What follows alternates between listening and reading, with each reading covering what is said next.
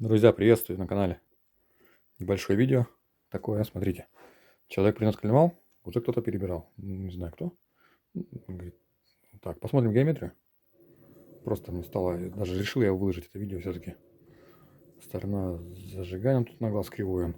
Ну и это, сторона вариатора. Так это ладно, это еще мелочь. Мне, говорит, только подшипники поменять нужно и 2 сальника.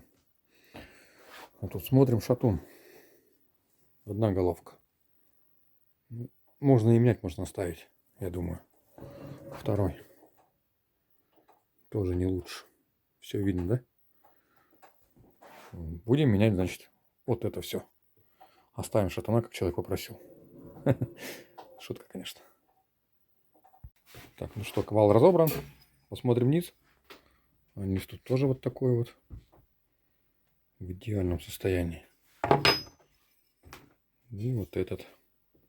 Во, классный вообще шатун. Ну, тот же самый. Вот он, верхняя головка. Так, давай фокусируйся. Видно тут невооруженным взглядом. И второй. Вообще красивый.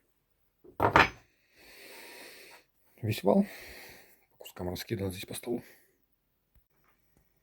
Чудо монтажа, и вал готов. Новые шатуны стоят. Новые подшипники, новые сальники. Геометрия вала.